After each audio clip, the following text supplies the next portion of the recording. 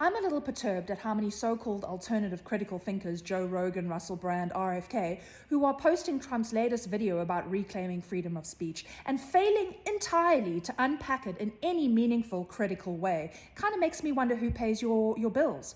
Kind of makes me wonder why you are reinforcing the false understanding of two sides, Republicans and Democrats, when you know and I know that both sides are funded, owned, and controlled by the Zio-Jewish cabal that also owns the Fed and owns 96% of media and entertainment. Possibly your media and entertainment, who knows? But anyway, Trump is up there saying he's going to reclaim freedom of speech. He's tired of these deep state bureaucrats, these tech tyrants, and, and all their censorship. Reports have confirmed that a sinister group of deep state bureaucrats, Silicon Valley tyrants, left-wing activists, and depraved corporate news media have been conspiring to manipulate and silence the American people. Okay, fair enough. We have been censored over the last 4 years, especially around speaking about the vaccination and the adverse effects of the vaccination and not wanting to take the vaccination. Right, which has now been proven to cause major adverse effects. And never mind that the vaccination was rolled out by companies that are in love with eugenics. But it makes me think Trump didn't ever say that. No, Trump, in fact, endorsed the vaccination. Never mind that most of his supporters were opposed to it, yet they've, in some miasma, have forgotten the fact that Trump endorsed it. Yep. Okay, so he's going to remove some kind of censorship that's happening. Okay, doesn't explicitly say, God, he's just using big terms like tech tyrants and deep state. But what do you actually mean? And what have you ever really said other than endorsed what the deep state wanted to be rolling out at that time? And they wanted to roll out the vac for 4 years, and they did so. And you also endorsed it. Fuck you for doing that, Trump.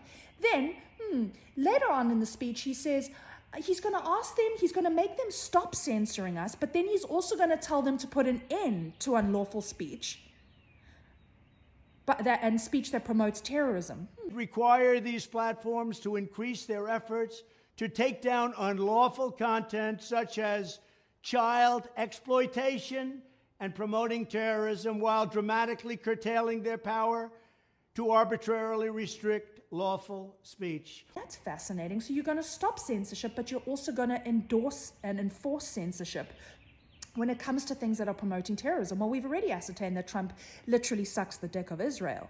Today to tell the Jewish American community that this ugly tide of anti-Semitic, pro-Hamas bigotry and hate will be turned back and crushed starting at noon on January 20th, 2025. So does that mean pro-Palestine speech is going to be seen as unlawful? So are you now going to censor another aspect of society when it's currently happening? Because you failed to do anything when we were being censored about the vac, but the deep state has already rolled that out and triple boosted everyone.